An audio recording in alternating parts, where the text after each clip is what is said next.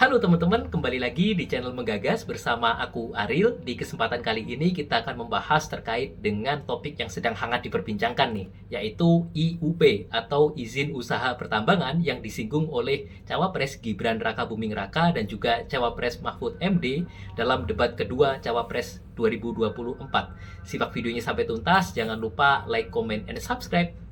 Salah satu momen menarik dalam debat keempat Pilpres 2024 yang dilaksanakan pada Minggu 21 Januari adalah saat Cawapres Gibran Rakabuming Raka dan Cawapres Mahfud MD membahas terkait dengan solusi dalam mengatasi adanya tambang ilegal.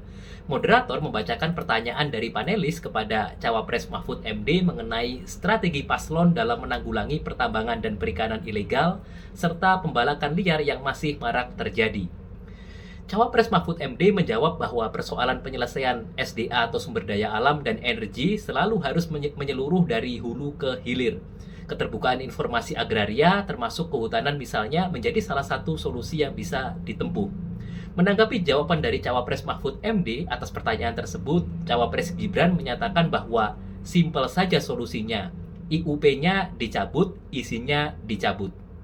Tanggapan tersebut kemudian menjadi topik yang hangat diperbincangkan oleh publik. Lantas, apa sebenarnya IUP atau izin usaha pertambangan, bagaimana ketentuan yang mengaturnya, dan apa sanksi bagi pelanggar IUP? Simak videonya sampai tuntas. Untuk menjawab pertanyaan tersebut, kita dapat mengacu pada Undang-Undang Nomor 3 Tahun 2020 tentang perubahan atas Undang-Undang Nomor 4 Tahun 2009 tentang pertambangan mineral dan batu bara. Pasal 1 Angka 7 mengatur bahwa izin usaha pertambangan yang selanjutnya disebut IUP adalah izin untuk melaksanakan usaha pertambangan.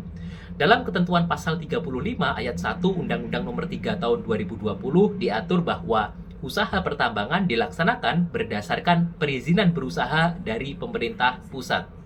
Lebih lanjut, dalam ayat 2, bentuk perizinan berusaha dilaksanakan melalui pemberian nomor induk berusaha, sertifikat standar, dan atau izin.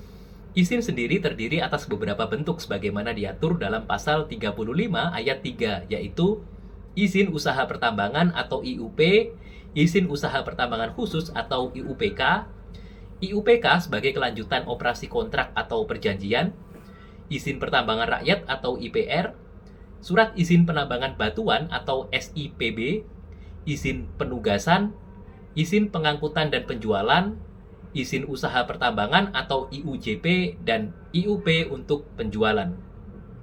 Berdasarkan ketentuan tersebut dapat disimpulkan bahwa izin usaha pertambangan atau IUP adalah salah satu bentuk izin yang harus dimiliki dalam melaksanakan usaha pertambangan.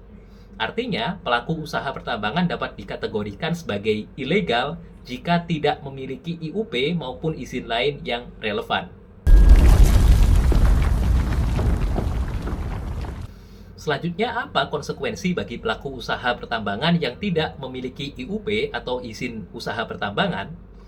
Dalam ketentuan pasal 158 Undang-Undang Nomor 3 Tahun 2020 diatur bahwa setiap orang yang melakukan penambangan tanpa izin sebagaimana dimaksud dalam pasal 35 dipidana dengan pidana penjara paling lama 5 tahun dan denda paling banyak 100 miliar rupiah.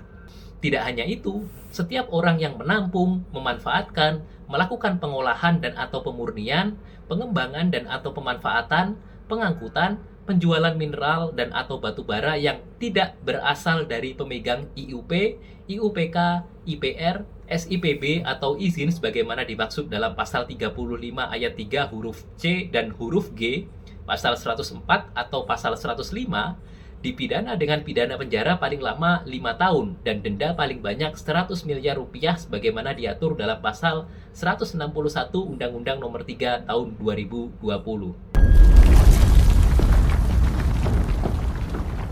Terima kasih telah menyimak videonya sampai tuntas. Jangan lupa like, comment, and subscribe. Dengan menggagas kita semakin cerdas. See you!